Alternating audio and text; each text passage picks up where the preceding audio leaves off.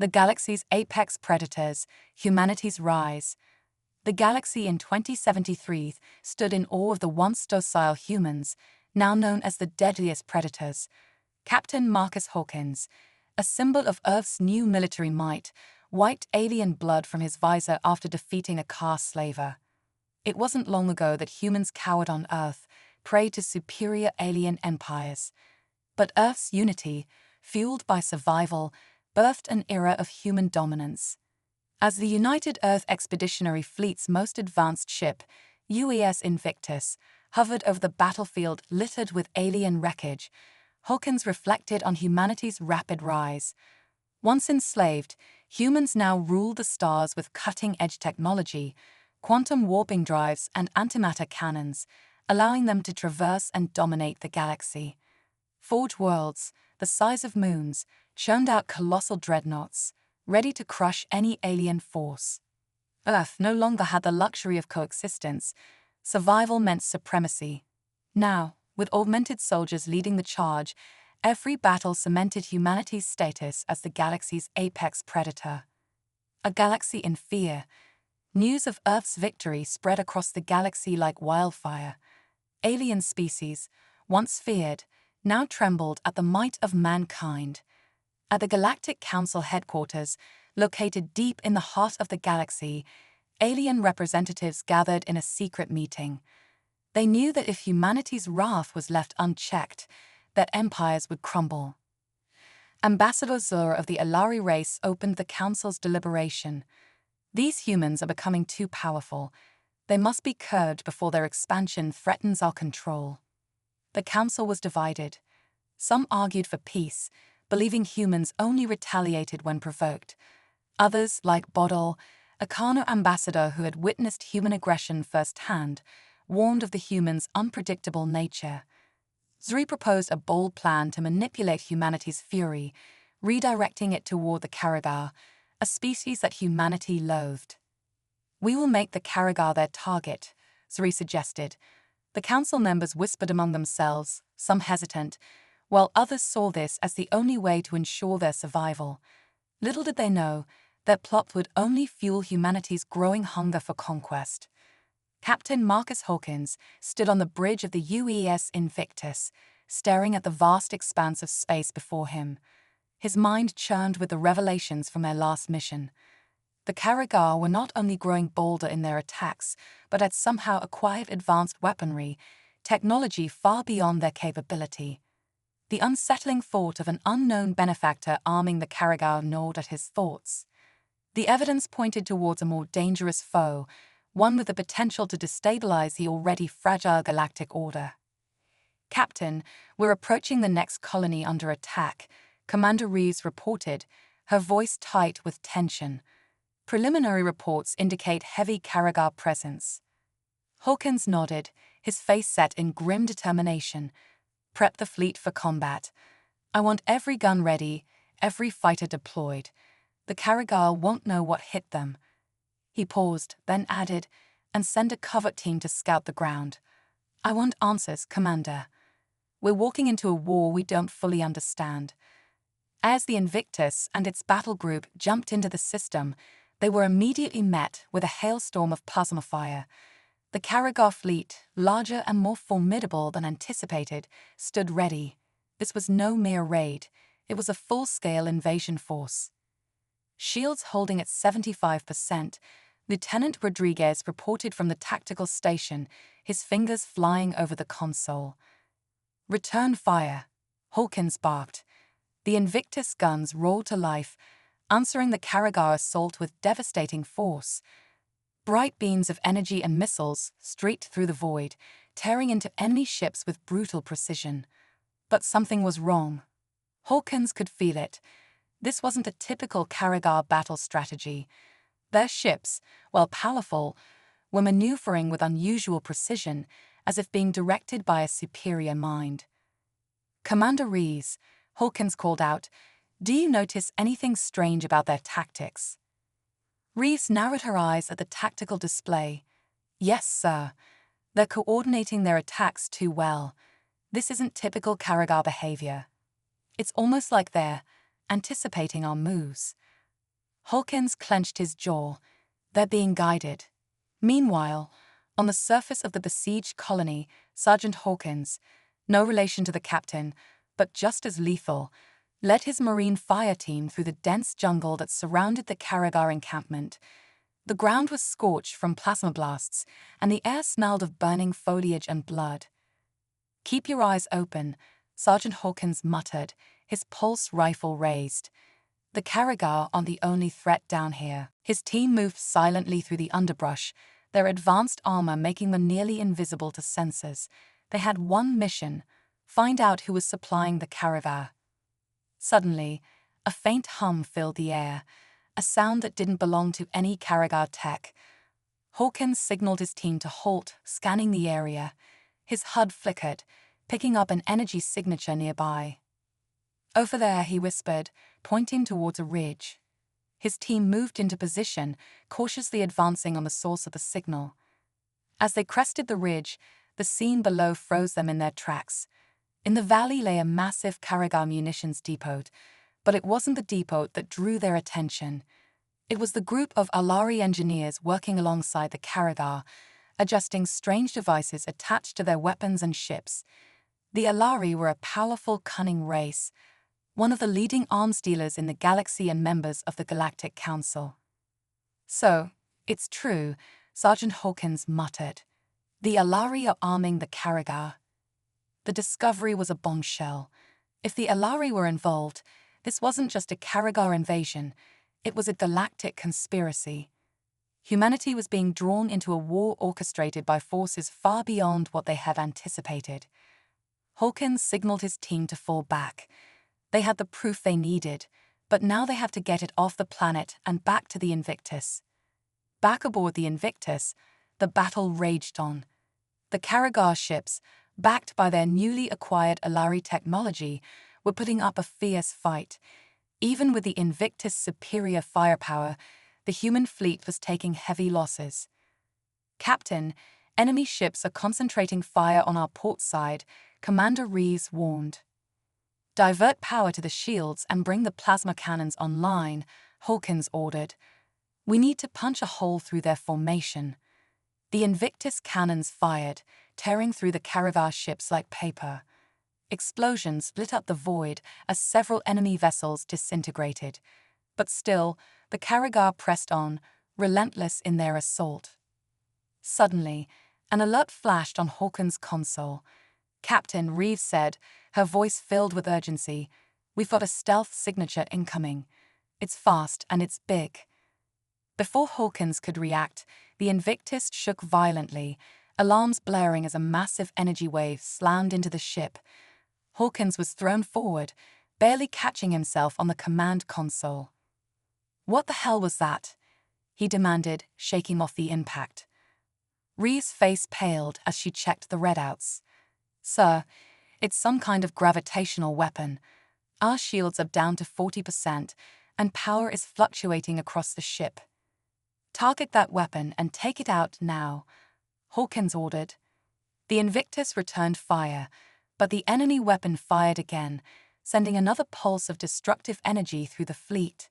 Several human ships were crippled, their hulls cracking under the immense force. Hawkins cursed under his breath. They were being outmaneuvered, outgunned, and if they didn't act fast, they'd be obliterated. "Commander, how long until our covert team checks in?" Hawkins asked. "Should be any moment now, sir," Reeves replied, her voice tight with stress. As if on cue, a message came through from the surface team. Sergeant Hawkins' voice crackled over the comms. "Captain, we've got proof. The Alari are behind this. They're arming the Karagar. We've also located the source of the advanced weaponry, a depot full of Alari tech. We're pulling out now, but it's hot down here." Hawkins' mind raced. The Alari involvement changed everything. The Galactic Council had always maintained a neutral stance, but now it was clear they had been playing both sides. If humanity was going to survive, they needed to expose the Council's duplicity. "Sergeant, get that intel back to the ship. We'll cover you from up here." Hawkins turned to Commander Reeves. We're not going to win this battle by brute force. If the Alari are pulling the strings, we need to make sure the whole galaxy sees it. Prep a broadcast. We're going to show the universe who's really behind this war." Ree's eyes widened. "Sir, are you suggesting?" "Yes. We're going to send out a system-wide transmission. Every species in the sector is going to know the truth. Let's see how the Council reacts when their dirty little secret is exposed." As the Invictus continued to fight, Hawkins' plan was put into motion. The covert team made it back to the ship with the evidence, and the broadcast was prepared. "Ready to transmit on your command, Captain," Reeves reported. Hawkins took a deep breath, looking out at the battlefield one last time. This war had escalated beyond anything they had expected, but now they had the chance to turn the tide. "Do it." Across the stars, as the battle between humanity and the Karragar raged on, the truth was revealed. Species from every corner of the galaxy watched in stunned silence as footage of Alari engineers supplying the Karragar with advanced weaponry played out on their screens. The Galactic Council, once seen as the bastion of peace and stability, had been exposed as manipulators, using other races as pawns in their schemes.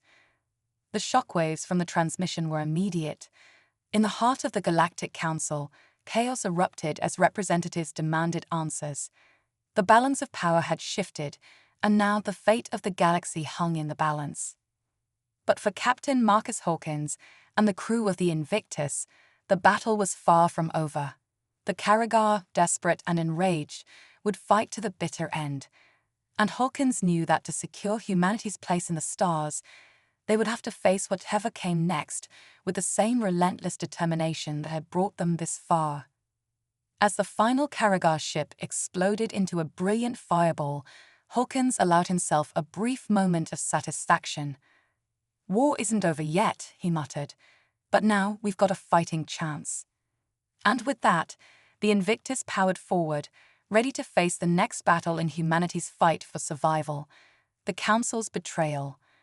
The galaxy seemed to hold its breath as the broadcast from the Invictus spread to every corner of known space. The footage of Alari engineers aiding the Karragar had struck like a plasma blast to the heart of the Galactic Council's authority. The veil of neutrality, which they had so carefully maintained, was torn away in an instant. Now, species across the stars began to question everything they thought they knew. But Captain Marcus Hawkins knew the battle was far from over. While the revelation of the Alari's treachery had sent shockwaves throughout the galaxy, it hadn't ended the immediate threat. The Karragar was still in control of several human colonies, and their advanced weaponry, fueled by Alari tech, made them deadlier than ever. As the Invictus limped away from the last skirmish, Hawkins stood on the bridge, looking at the reports streaming in from their intelligence network. Protests, riots, and chaos had broken out on several Alari-controlled worlds as news of their treachery spread. But Hawkins had no illusions. This wasn't the end of the war. In fact, it was likely just the beginning of a much larger conflict. "Commander Reeves, status on our remaining fleet?" Hawkins asked, his voice calm but edged with concern. Reeves, her face pale from the strain of the battle, pulled up the tactical display. "We've lost 2 destroyers and a handful of frigates, but the rest of the fleet is holding together. However, our long-range scans are picking up an Alari battle group approaching from the edge of the system." Hawkins narrowed his eyes. "They're moving fast. They're coming to clean up the mess. They can't afford to let this leak any further." Reeves nodded, grim understanding on her face. "They'll try to silence us before the rest of the galaxy can act." Hawkins turned to the comms officer. "Get me a secure line to Earth Command. They need to know what's happening out here. And prepare the fleet for another engagement." Meanwhile, on Earth, the revelation of the Alari's betrayal had hit like a hammer. Admiral Elias Gray, the stoic head of the United Earth Navy, sat in the command center, his fingers steepled as he listened to the Emergency Council meeting via secure transmission. "We can't afford to go to war with the Alari," said one of the diplomats, his voice trembling with anxiety. "The Galactic Council still controls most of the trade routes. If we provoke them, we could be cut off entirely." They've already declared war on us, Gray replied coldly. Their support of the Karagar is a direct act of aggression. We can't pretend this is something we can negotiate our way out of. We don't have the fleet for a full-scale war, another council member added. Our ships are stretched thin as it is. We can't fight both the Karagar and the Alari at the same time. Gray glanced at the holographic map of the galaxy before him. The situation was dire, but he knew what had to be done. We'll have to hit them where it hurts. The Alari depend on their control of key hyperlanes. If we can disrupt their trade routes, we might force them to pull back. The debate continued, but Gray's mind was already racing ahead. He knew that the key to winning this war wasn't just in brute strength, it was in strategy.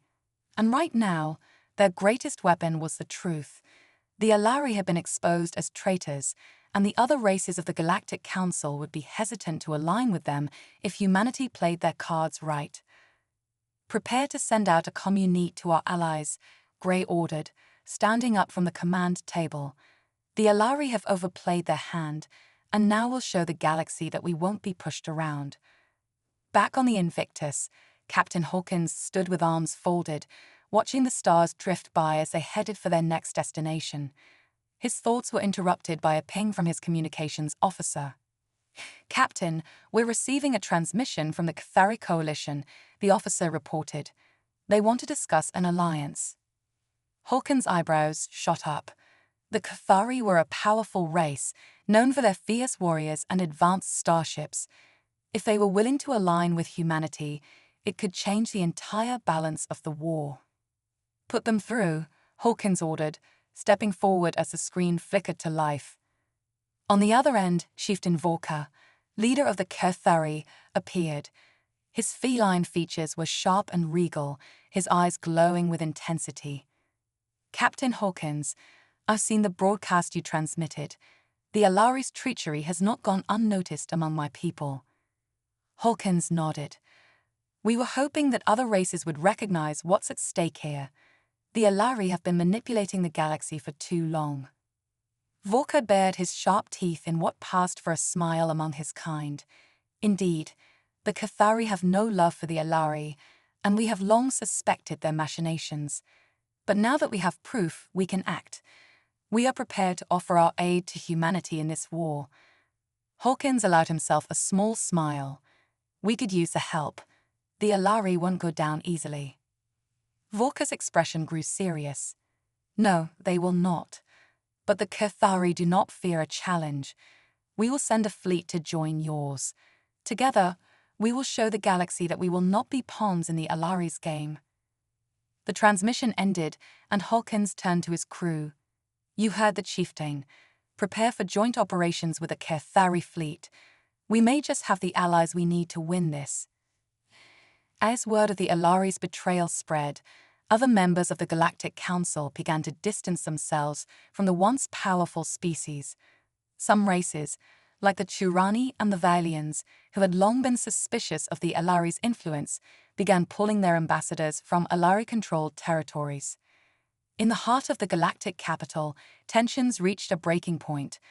The once united council chambers had become a battleground of accusations and shifting allegiances. Representatives shouted over one another as they debated how to handle the crisis. The Alari ambassador, Milanis Kaur, stood at the center of the storm, his usual calm demeanor slipping as he faced a barrage of condemnation. Your people have betrayed the very principles of this council.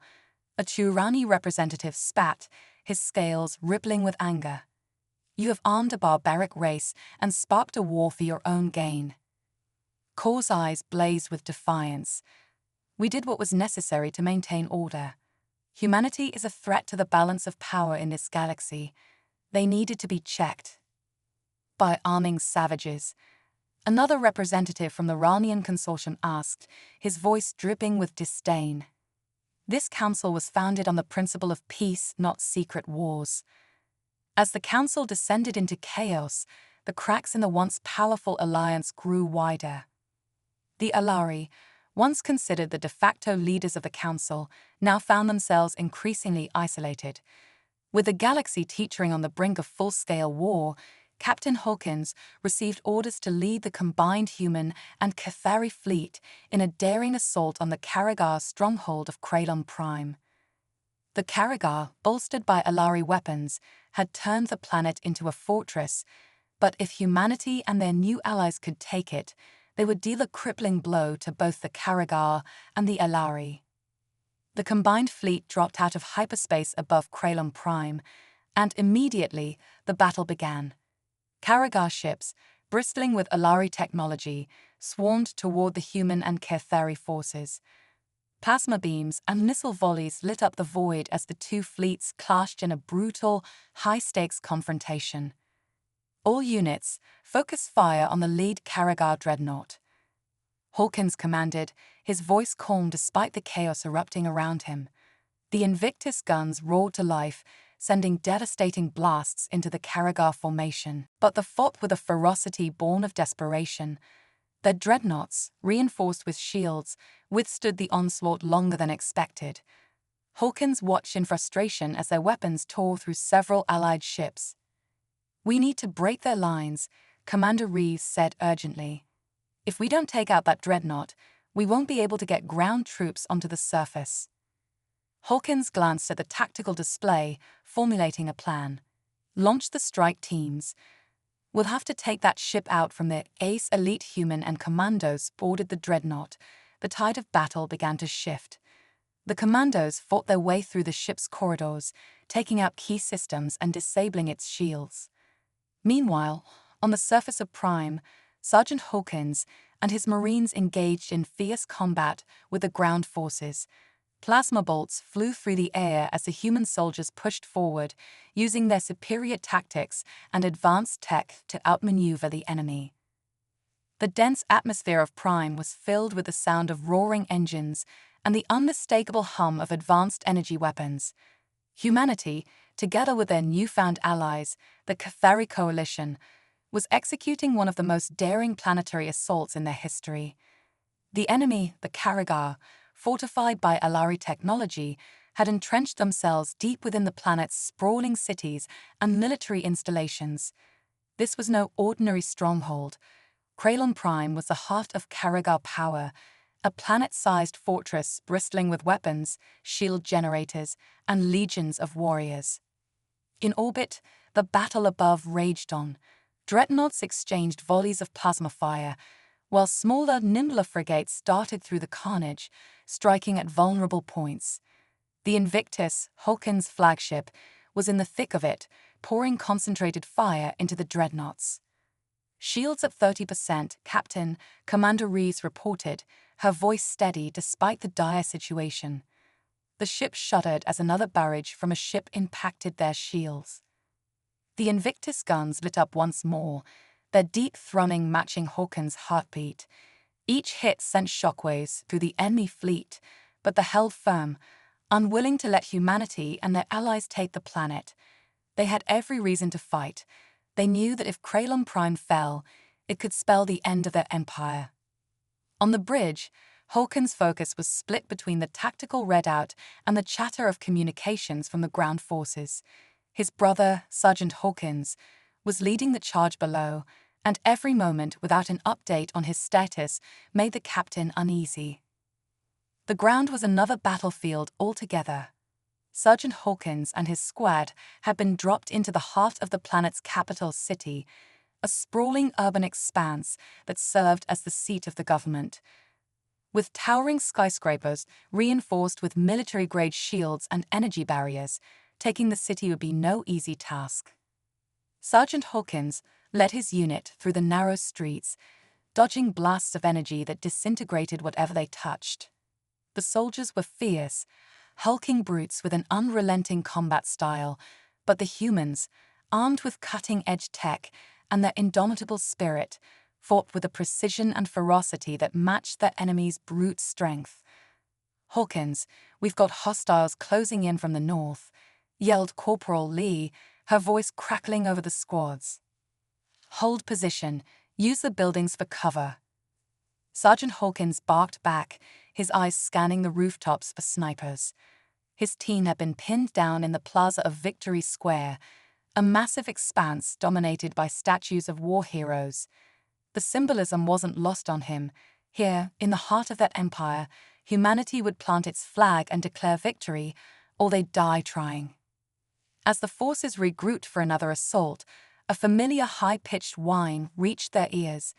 Moments later, the strike force arrived, leaping into the fray with their characteristic grace and deadly efficiency.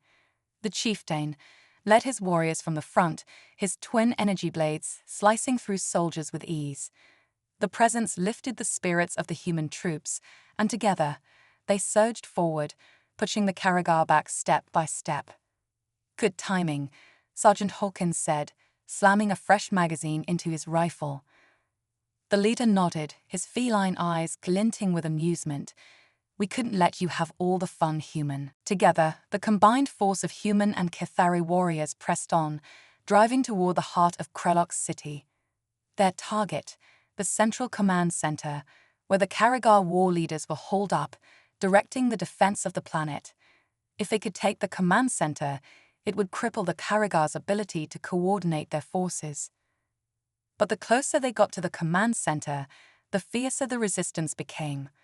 The streets turned into a hellish maze of burning vehicles, collapsed buildings, and Karagar soldiers entrenched in makeshift bunkers.